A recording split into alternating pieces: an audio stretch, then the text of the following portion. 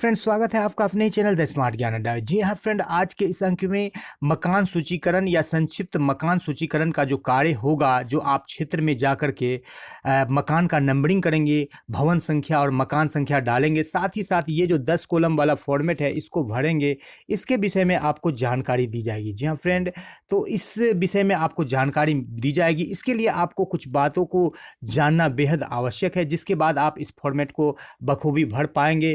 तो इसी बात पर आज के इस अंक में प्रकाश डाला जाएगा और आप मेरे व्हाट्सएप नंबर पर या आपको दिया जाएगा, आप कमेंट बॉक्स में लिख के किसी भी तरह की कन्फ्यूजन की स्थिति में आप क्वेश्चन पूछ सकते हैं। जी हाँ फ्रेंड, यहाँ पर देख रहे हैं कि एक भवन और एक मकान है। यहाँ पर जो है एक भवन में 5 कमरे हैं लेकिन 2 मकान है। यहाँ पर जो है एक भवन में जो है 6 मकान है लेकिन यहाँ पर 1 से लेकर 4 तक जो है एक मकान है। लेकिन इन मकानों में परिवारों की संख्या जो है अलग अलग हो सकती है।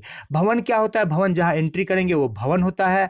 और मकान क्या होता है कि जो अलग अलग परिवार रहते हैं वो मकान होता है। हो सकता है कि एक मकान में एक से अधिक भी परिवार हो सकता है कि कई कमरों का एक मकान हो और जिसमें एक ही परिवार रहता हो। तो परिवार की संख्या को हम लोग चूल्हा के आधार पर गिनेंगे। जी हाँ फ्रेंड, इस फॉर्मेट की जानकारी को हम लोग प्राप्त करेंगे।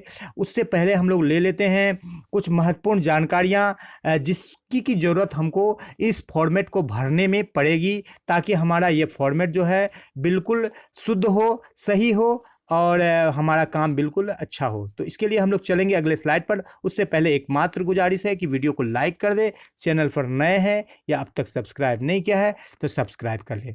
जी हाँ फ्रेंड, ये आपके बीच आ गया बिहार सरकार सामान्य प्रशासन विभाग के द्वारा जारी किया गया बिहार जाति आधारित गणना मकान नंबरीकरण तथा संक्षिप्त मकान सूचीकरण का निर्माण हम लोग कैसे करेंगे।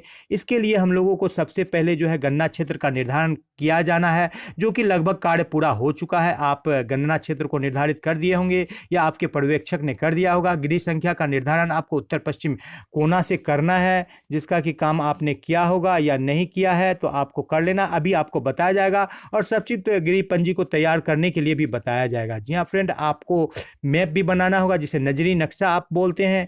आपको चौहद्दी लिख देना है, जिसमें विशेष स्थल जैसे नदी, सड़क, मंदिर, मस्जिद, विद्यालय आदि महत्वपूर्ण स्थलों को, तालाब आदि को दिखाना है। अब आपको एक महत्वपूर्ण बात दे देते हैं कि जो आपको गणना कार्य प्रारंभ करना है, जैसे आपको ये उत्तर हो गया, ये दक्षिण हो गया, ये पूर्व और ये पश्चिम, तो उत्तर पश्चिम कोना से करना है। जैसे आप किसी गली में प्रवेश कर रहे हैं तो गली में आप इधर से जाएंगे तो इधर से मार्किंग करते हुए चलेंगे मकान, और फिर जब वापसी करेंगे तो आपका अपोजिट डायरेक्शन में वो हाउस मार्किंग होगा, यानी भवन संख्या को आप लिखेंगे और भवन संख्या के नीचे ही मकान संख्या लिखा जाता है, जो अभी आपको करके दिखाया जाएगा। तो एक महत्वपूर्ण बात हुई कि गली में जब प्रवेश करेंगे तो आप इधर से इस डायरेक्शन में जाएंगे, जैसे आपने एंट्री किया, फिर जब निकलेंगे तो उसका अपोजिट डायरेक्शन में जो है भवन की संख्या और मकान का संख्या लिखाएगा। जी हाँ फ्रेंड, तो ये किस तरह से लिखना है, आपको भवन संख्या, मकान संख्या, ये दोनों चीज को क्या है 3 डिजिट में लिखना है। इसके पीछे रीजन यह है कि आपको जो क्षेत्र दिया गया है वो उसमें भवनों की संख्या जो है 100 से अधिक हो सकती है, 150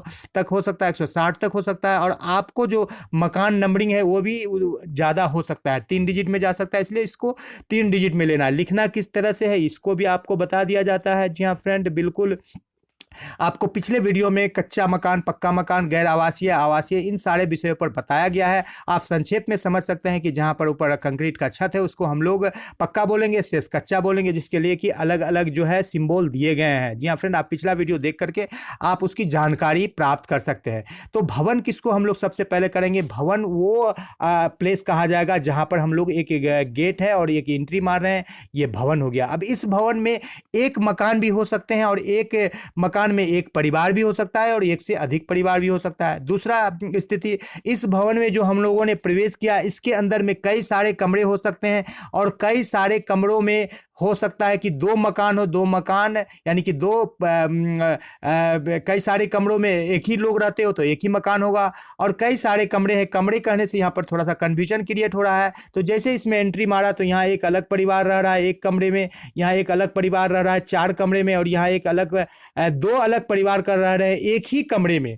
तो यहाँ पर एक कमरा में एक परिवार रह रहा है, यहाँ पर कई कमरों में एक ही परिवार रह रहा है, यहाँ और यहाँ एक कमरे में एक से अधिक भी परिवार रह सकता है। तो इस तरह तरह से जितने यहाँ पर मकान हुए 1 2 3, तो 3 मकान हुए, भवन संख्या 001, मकान संख्या 001 से लेकर के 003 तक इसका नंबरिंग होगा। और परिवार की संख्या, परिवार के सदस्य की संख्या वो फॉर्मेट में लिखा जाएगा। जैसे आप यहाँ पर देख सकते हैं कि पहले आप घर में गए, भवन संख्या 001, इसमें मकान की संख्या 2 है जिसको 001 और 002 लिखेंगे, जो कि फॉर्मेट में नीचे आएगा क्योंकि इसका डिटेल्स रहेगा। दूसरे भवन में गए जिसमें कि मकान की संख्या 3 है, तो 003, 4 और 5। और आप फिर तीसरे भवन में गए जिसमें कि आपको 2 मकान है जिसमें 006, 007, तो इसको लिखेंगे किस तरह से, इसको भी देख लेते हैं। जैसे इस भवन में आप गए और यहाँ पर एक ही मकान है, तो एक भवन एक मकान, तो इसको किस तरह से हम लोग लिखेंगे, 6 इंच बाय 6 इंच का रेड कर लेंगे। यहाँ पर भवन संख्या हमारा 1 हो गया और मकान संख्या क्या हो गया, वो भी 1 हो गया। अब जब आगे बढ़ेंगे तो ये दोनों सीरियल नंबर आगे बढ़ेगा, इसी से आगे बढ़ना है। दोनों अलग अलग हो सकता है, दोनों सेम नहीं चलेगा। जैसे इस मकान में गए, इसको हम लोग पहला मकान मान करके चलेंगे, तो दूसरा यदि मान रहे हैं तो यहाँ चूंकि पहला मान करके दिया गया है 1 और 2, तो पहला ही मान करके चलते हैं। पहला और दूसरा दोनों मान करके चल लेते हैं। यदि पहला मकान मानते हैं तो ये 001 मकान हो गया और ये भवन हो गया। इसमें एक ये मकान हो, ये दूसरा मकान हुआ क्योंकि इसमें 2 परिवार रह रहे हैं। तो ये 001 से लेकर के 002 तक ये आया।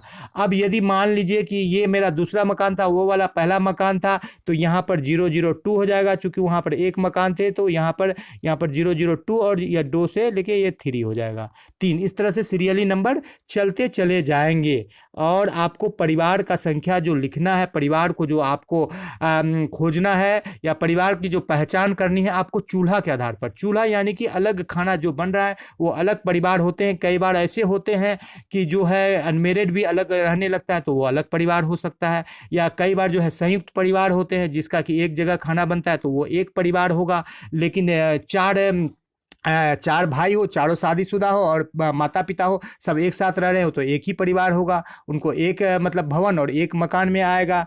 ठीक है, तो इस तरह की जो स्थितियां हैं उसको आप अपने हिसाब से आपको अपने विवेक से और चूल्हा के आधार पर और आप जो प्रश्न उत्तर पूछेंगे उसके आधार पर आप कर सकते हैं। एक बात और भी ध्यान रखेंगे, आप जब भी क्षेत्र में जाएंगे तो प्रश्न उत्तर के समय गेदर सिद्धांत का जरूर पालन करेंगे।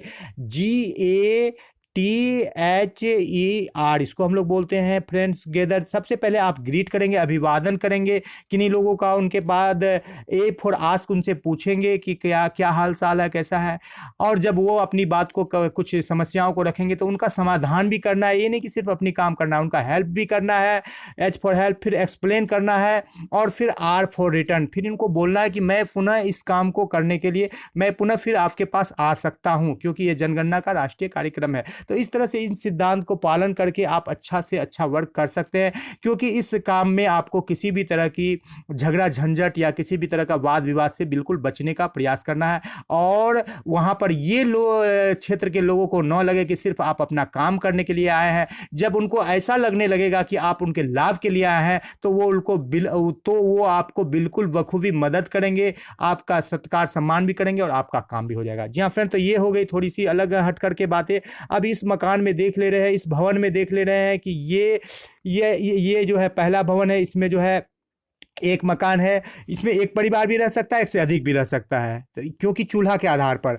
ये दूसरा मकान है, इसमें तीसरा मकान है, एक है। ये चौथा मकान है, इसमें भी एक परिवार है। अब यहाँ पर देख लीजिए फ्रेंड्स कि ये 5वां मकान है और इसमें कितने परिवार है, 2 परिवार है। और ये 6ठा मकान है, 1 2 और 3, तो तीनों का अलग अलग मार्किंग इस तरह से हम लोग दे रहे हैं।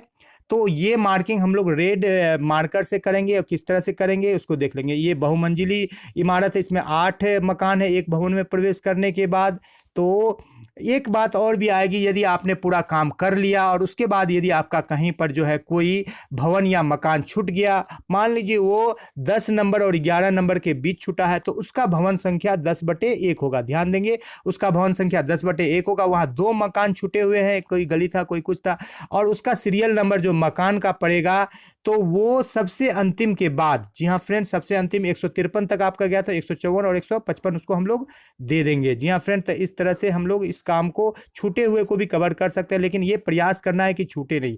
अब देख लेते हैं कि जैसे आप गए भवन संख्या 2 में, तो वहाँ 3 से लेकर के 5 तक मकान था। तो इस तरह से आपको लिखना है, भवन संख्या 2 में जाकर रेड मार्कर पेन से ये 002 लिख देना है 3 डिजिट में, और 3 से लेकर के 5, 003 से 005, ये आपका मकान संख्या है। अब परिवार का विवरण और परिवार से संबंधित विवरण जो आपको फॉर्मेट में भरना है, वो यहाँ पर जो है, जो एंट्री पॉइंट है वहाँ पर आपको परिवार से संबंधित विवरण नहीं देना है। जी हाँ फ्रेंड, तो परिवार से संबंधित विवरण के पहले ये एक फॉर्मेट है जिसमें कहाँ से कहाँ तक आपने काम किया, प्रखंड का नाम, पंचायत का नाम, कोड, आपका ब्लॉक का नाम जो आवंटित हुआ है क्षेत्र, ये सारे देना है। और यहाँ पर ये परिवार की संख्या भी एक इसमें फॉर्मेट में देना है।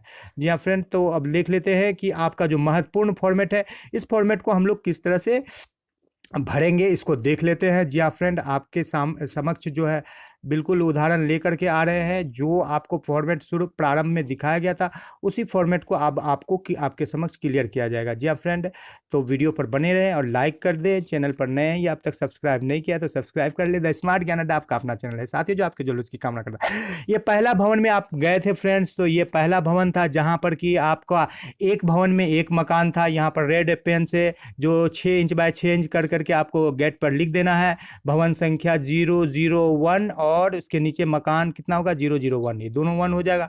अब इसकी जानकारी कैसे लेनी है, तो यहाँ पर जो है फॉर्मेट में हम लोग लिखेंगे 001। जी हाँ फ्रेंड, ये पहला जो कॉलम है ऊपर में जो है सामान्य जानकारी, यहाँ पर 001 दे देंगे फॉर्मेट में। परिवार भवन क्रम संख्या हो गया, यहाँ भी 001 ही आएगा। सेम मकान संख्या यहाँ भी 001 ही आएगा इस कॉलम में।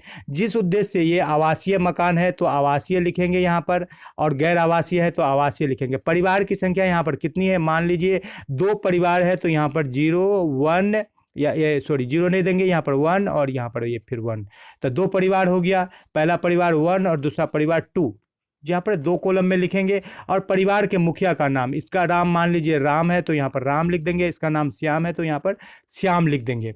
और परिवार में सदस्य की संख्या, इसमें 3 सदस्य है तो 3 दे देंगे, इसमें 4 है तो 4 दे देंगे। तो परिवार का क्रम संख्या, चूंकि आप पहले से काम कर रहे हैं, ये पहला ही घर है, तो यहाँ पर 001 और यहाँ 002। दौरे की तिथि, आपने किस तिथि को दौरा किया वो दे देना। परिवार के मुखिया का हस्ताक्षर यहाँ करना है। ये काम आपको फॉर्मेट में तब जाकर के करना है जब आप रजिस्टर पर या किसी सादे कॉपी में ये सारी जानकारियाँ ले लेंगे। अब जैसे ही आप दूसरे मकान पर जाते हैं, तो दूसरे मकान पर जाने के बाद क्या हो रहा है कि आपका जो है ये दूसरे मकान पर जाने के बाद जैसे आपको ये जानकारी मिल रही है कि ये वाला मकान है आपका, तो यहाँ चूंकि जूम करने पर थोड़ा सा दिक्कत हो रहा है, तो ये मकान संख्या 2 है। तो यहाँ पर 1 नंबर सीरियल आया था, अब मान लीजिए 2 कॉलम भरा था, तो यहाँ पर 002 हो गया। यहाँ भी भवन संख्या 00 आपका 2 हो गया। अब आपका जो है वहाँ पर 1 मकान था, इसमें देख लेते हैं, और जिसमें 2 परिवार रह रहे थे, तो परिवार 2 कॉलम भर गया था, पहला कॉलम परिवार वाला, दूसरा कॉलम। अब इस मकान में भी 2 परिवार रह रहे हैं मान लीजिए, तो यहाँ पर भवन संख्या 2 आया था, तो 2 के बाद क्या आएगा, भवन संख्या 003 और 004। और इस भवन में कितने परिवार हैं, तो इस भवन में 2 परिवार रह रहे हैं, तो उन परिवारों का नाम 1 और 2 दे दिए दोनों का। अब दोनों के मुखिया का नाम लिख देंगे यहाँ पर, और किस उद्देश्य से यूज किया जा रहा है, आवासीय ही होगा, परिवार रह रहा है तो आवासीय होगा। और परिवार के कुल सदस्य की संख्या जितनी भी है, 5-6 जितना भी है यहाँ लिख दिए। और उसके बाद परिवार का क्रम संख्या, चूंकि 2 परिवार यहाँ रह रहे थे, तो यहाँ पर 3 003 और यहाँ पर 004 आएगा। इस तरह से लगातार आप इस तरह से फॉर्मेट को आप भरते चले जाएंगे, और किसी तरह की कोई दिक्कत होने की स्थिति में आप कमेंट बॉक्स में प्रश्न कर सकते हैं। जी हाँ फ्रेंड, और आप मुझे कॉल भी कर सकते हैं। चैनल को खोल करके आप देखिएगा द स्मार्ट ज्ञान अड्डा में, वहाँ पर आपको मेरा कॉन्टैक्ट नंबर मिलेगा। जी हाँ फ्रेंड्स, तो आज का वीडियो में इतना ही। वीडियो पसंद आ रहा है तो लाइक कर दे, चैनल पर नए हैं या अब तक सब्सक्राइब नहीं किया तो सब्सक्राइब कर ले। द स्मार्ट ज्ञान अड्डा आपका अपना चैनल है, साथ ही जो आपको उज्जवल भविष्य की कामना करता है। वीडियो को शुरू से लेकर अंत तक देखने के लिए आपका बहुत बहुत धन्यवाद। आपका दिन शुभ हो। जय हिंद, जय भारत, वंदे मातरम।